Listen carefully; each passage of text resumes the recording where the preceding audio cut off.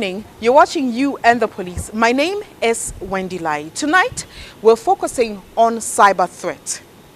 Today's online age poses some threats to businesses and their customers in the form of cyber threats and cyber fraud.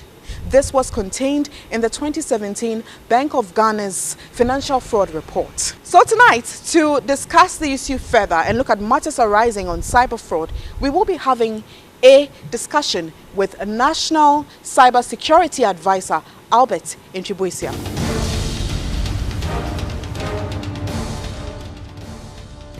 First of all, let's start with crime highlights, and these are crime stories that you might have missed during the week. Do stay tuned.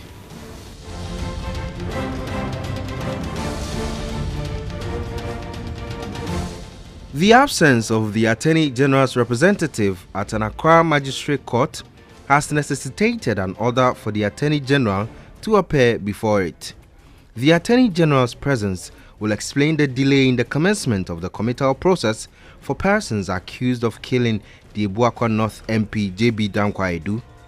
This is the third consecutive time the Office of the Attorney General has failed to appear before the court for the commencement of the committal process involving Daniel Asiedu and Vincent Bosu. This is to conclude the process to move the case to the High Court for trial to commence.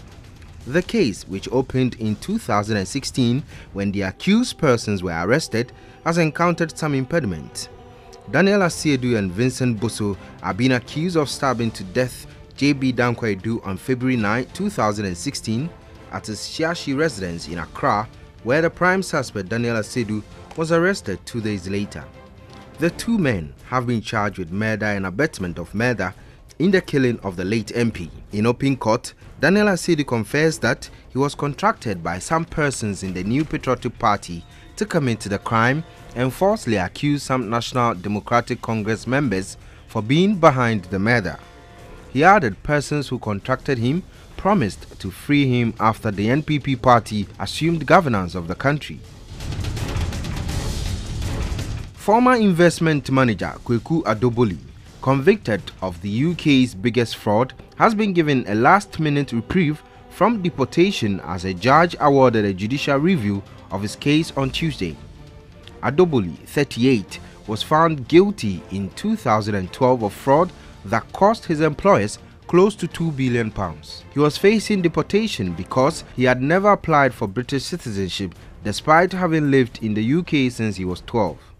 Under UK law, if a foreign national is sentenced to more than 4 years in jail, the public interest requires deportation unless there are very compelling circumstances. Adoboli, who left Ghana when he was 4, was sentenced to 7 years for the fraud and served half the sentence. According to reports, the decision to deport Adoboli had been upheld independently at several stages by the courts, and it will be inappropriate to act. Banking consultant Dr. Richmond Etuahene has proposed the setting up of a special court for the recovery of debt involved in the collapse of the 7 local banks. He said this will result in the receiver of Unibank, Ni Amano Dodu, not going through the usual long processes at the commercial court. The receiver for the bank, Ni Amano Dodu, has sued the 17 shareholders of the now defunct bank over the repayment of a 5.7 billion cedis debt. The shareholders are jointly and severally liable for the payment of the amount, a portion of the suit said. The shareholders are jointly and severally liable for the repayment of the amount. The plaintiff, Ni Amano Dodu, contends that the defendants have breached their duties as directors of Unibank Ghana Limited and are liable for all the loss to the bank by acts of their breach. The receiver is further pleading with the court to return and/or transfer all the assets which are found to have been acquired with funds unlawfully taken out of Unibank. The Ghana Anti-Corruption Coalition (GACC) has described the alleged frustrations by the Auditor General, Mr. Daniel Domelevu, regarding his operations as extremely troubling and a threat to the ongoing efforts by the Audit Service to protect the public purse and promote public accountability. In a 5-page petition, the Auditor General requested the President to intervene in the unlawful interference by the board chairman and others whom he said are clothing themselves with powers to direct and control him unconstitutionally. The president has consequently asked his executive secretary, Nana Asante Bediatu, to look into the petition and report same on the matter. 21 anti-corruption organizations and civil society groups who make up the Ghana Anti-Corruption Campaign Coalition in a press statement has commended the president for his swift response in intervening in the matter and addressing the impasse. You're still watching You and the Police. We'll be back shortly.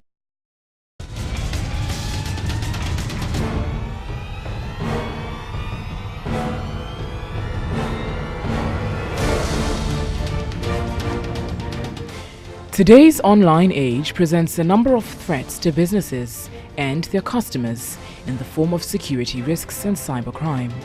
The situation is made worse due to the existence of a widening gap between manpower and resources needed by businesses to protect their data. At the opening of the cybersecurity program for executives, the commandant of the Kofi Annan International Peacekeeping Training Center, Air Vice Marshal Griffiths Evans, indicated that the enabling power of information communication technologies offer businesses immeasurable opportunities in conducting their operations. They are also exposed to cyber fraud and insecurities that can potentially destroy their organizations in a matter of minutes. Cybersecurity is therefore no longer an IT issue, but now a function of an organization's risk management. Cybercrime damages are expected to cost the world $6 trillion by 2021. Business Operations Manager of the E-Crime Bureau, Philip Dankwa-Deborah, noted that adopting innovative technologies and a continuous quest for growth and cost optimization is important. It's important to prepare the environment that we work in. Since now everything is going digital, everybody is following the digital trend as to how to solve everyday life issues. When it has to do with revenue collection, when it has to do in simple transactions. And now we have mobile interoperability, which has come to stay. And we rather come to terms with the reality and see how best we develop strategies to tackle the threats. A participant Deputy Commissioner in charge of finance with the Ghana Revenue Authority, Kwesi Ejekum, stated that the training program falls in line with the authority's efforts to digitize its entire operations. We need knowledge in cybercrime to protect both government revenue and to protect GRA income from being dissipated through fraud using such new payment systems. The executives for the cybersecurity course at the Kofi Annan International Peacekeeping Center were drawn from the National Disaster Management Organization, NADMO, Ghana Post, Ghana Revenue Authority, E-Securities and Exchange Commission, West African Examination Council, Ghana Civil Aviation Authority, and First Bank Financial Services. For our story of the week tonight, we're focusing on cyber fraud. We're looking at the role of stakeholders to ensure that business owners, business operators and clients are protected from cyber fraud. We're also looking at the role of financial institutions and what they're doing to protect their clients in relation to cybercrime. Ghana has a cybersecurity policy and strategy, and that document was drafted in 2011. It had gone through, as usual, a government document, a national document, ought to run through a number of stakeholder processes. And in 2015, that document was finally validated by stakeholders. 2016, it was adopted by Cabinet. And that is what we are using as a national framework as far as the direction of our cyber security development is concerned. But I mentioned 2011. If you look at the distance, the time frame between 2011 to now, a lot of changes have taken place within the cybersecurity ecosystem. So what we're doing now is conducting a review of the document. Indeed, there is a National Cybersecurity Interministerial Advisory Council, which was inaugurated by the President last year. So they have directed the policy strategy document to be reviewed, and that is the ongoing effort. Hopefully before the end of the year, we should be able to outdoor a revised document to our stakeholders, comprising all sectors, both government and non-governmental actors, the private sector, civil society, to make input, to ensure that the document is relevant and it does address both our current and anticipated cyber challenges that we see as a country. We're looking at investment across all levels, at individual level, corporate institutions, but ultimately also government. And there is a gap in terms of funding for cybersecurity at the national level. You expect some amount of money to be dedicated to deal with cyber security issues, and that is what the Minister for Communication this year has been working extremely hard on this to make sure that works out, because I think we need to be real as a country. If you look at the current development in our digitalization, all the initiatives that is being rolled out both in public and the private sector, we need to match this development with also investment in cybersecurity at the national level, building the national institutions which have mandate on cybersecurity, and also capacity building, especially for the public sector officials, is quite key, and ultimately awareness creation. The cybersecurity problem is not limited to only smartphone users. If we have mobile money interoperability, mobile money fraud or scams is considered one of the top leading fraud scheme targeting our citizens, and I think the awareness creation aspect will also cover those in the informal sector to appreciate the dangers, the risks of cyber, and they can take the necessary measures to address them. So indeed there is a huge question mark. I don't think Ghana as a country, we have scored that high in terms of investment in all sectors as far as cybersecurity development is concerned. And that is the Cybersecurity Secretariat. That is a priority, one of the priority areas we need to look at it in the next coming years. I believe, of course, a developing country like ours, you have a lot of issues competing for the limited budget that the nation has. But the argument is, what are the chances of having our digitalized transformation, digital agenda being sustained without investment in cybersecurity?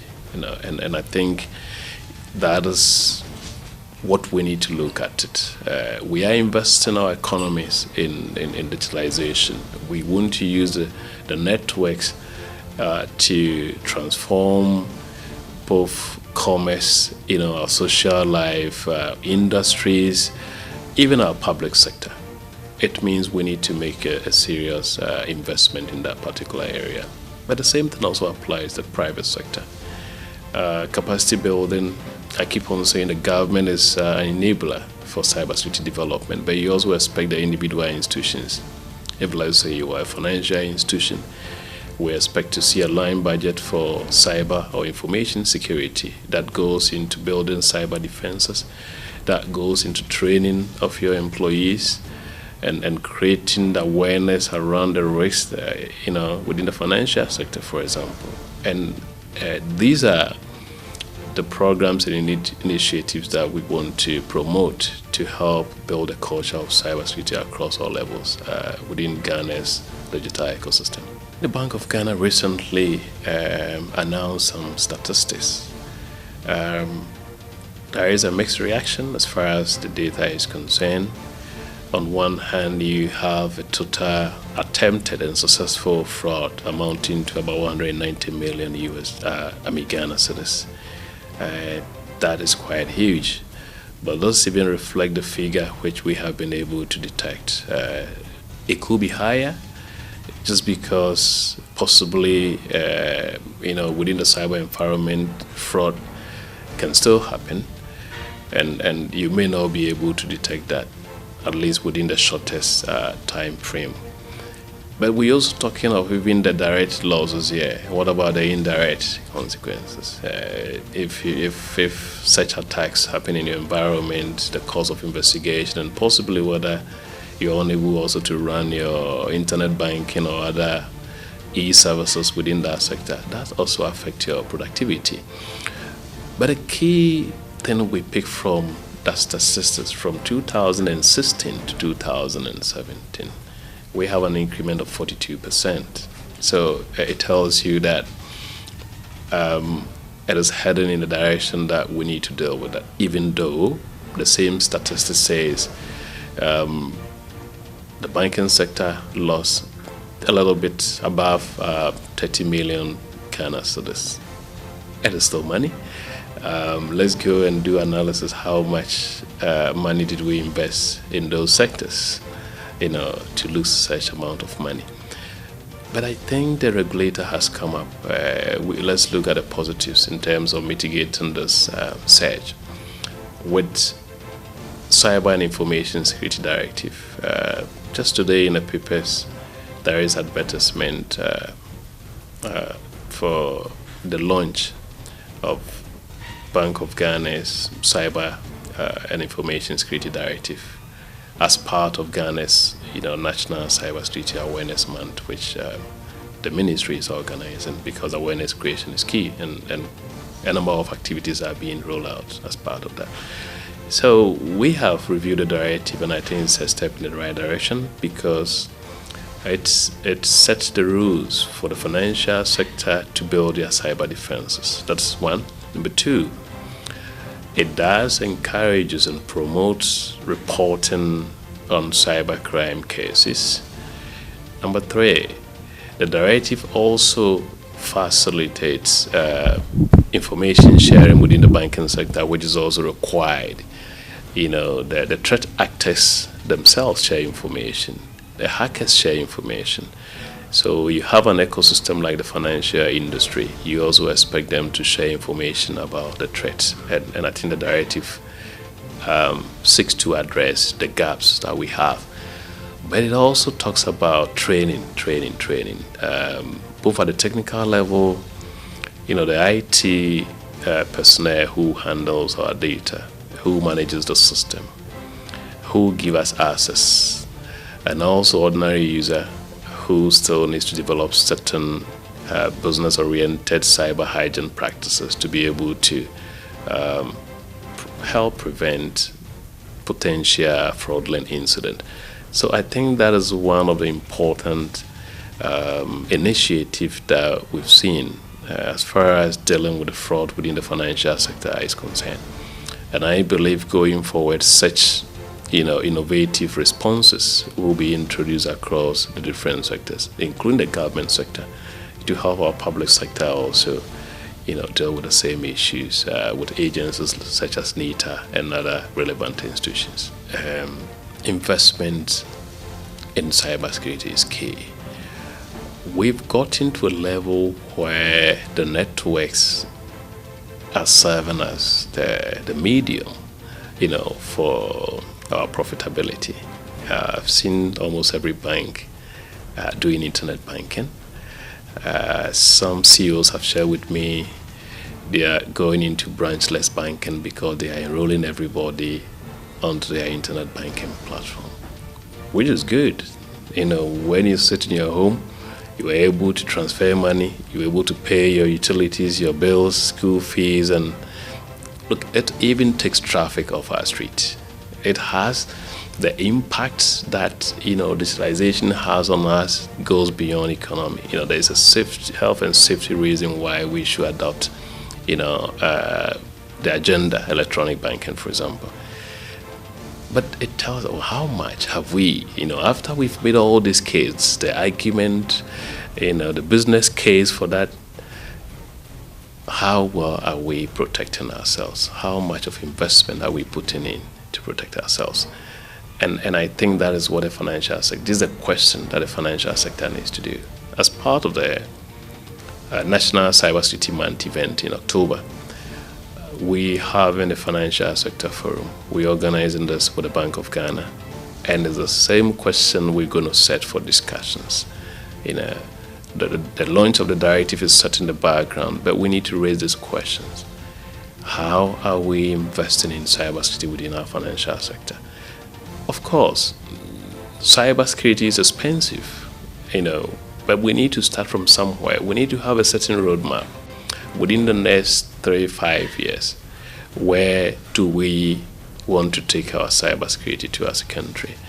And set the metrics. So we should be able to detect more, prevent more of the fraud, report and share information.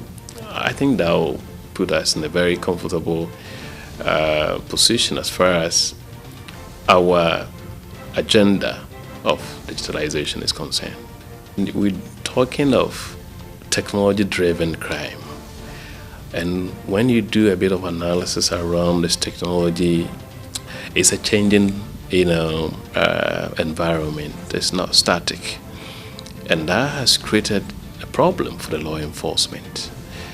By the way, the traditional notion of law enforcement was restricted within, so you hear the police, this is my jurisdiction, this is my district and division. It tells you that the notion of law enforcement was, restricted to a certain, space in time. But here you have a cyberspace that has no borders, possibly no rules. You have a lot of actors that you cannot easily identify whether they are malicious or they are there for positive purposes. And you also have other people who have control of the technology, and they have a better understanding than you, the law enforcer. So indeed, they have a challenge. And the challenge is underpinned by some of the factors that I have given you, right? There are gaps in addressing this. Capacity is one in terms of training investigators, but not just the forensic examiners who will be pulling out evidence, but we're looking for, even as a police officer, as a CID detective, the understanding, of the cyber crime issues and how it will impact on them when they have to respond to such cases are key. So you expect a nationwide kind of awareness creation within law enforcement. So as part of awareness creation program, you need to develop one purposely for the law enforcement. Then you also need to provide the specialists with the hands-on skills that they will be able to seize electronic devices, conduct forensic examination, able to retrieve evidence that is fit for purpose for criminal prosecutions. Because we need to also use that as a deterrent to address cybercrime issues. We need to focus on prevention, but we also need to empower law enforcement in such a way that they will also be able to respond, get convictions, and that will send a signal to those who intend to use the cyber environment to undermine the collective agenda that we are following. So in terms of legislations, I think Ghana is not bad. We have Electronic Transactions Act, which was passed in 2008, but at least up to about 90%, 95%, the law is brilliant. There have been successful prosecutions under those acts, and Ghana is in the process of acceding to the Budapest Convention, and because that element is also key international collaboration, you need to be able to engage with international law enforcement agencies, because Joyce and I believe you may be using Gmail or Hotmail. The data does not sit with us in Ghana. The police and other law enforcement agencies will need to make contact with their counterpart outside the country to do that. And all countries are governed by rules, so we need to have such an international arrangement to do that. And I think the direction of cybersecurity currently is to pursue that line of cooperation so that it can facilitate investigation and prosecution of cybercrime cases. So that is one thing we need to do. But ultimately, as a capacity, training for the criminal justice actors, not just police, the prosecutors, but also the judges who finally adjudicate on such cases, but also having in a forensic lab, for example, built for the police who also help with the technical component of law enforcement response to cyber crimes.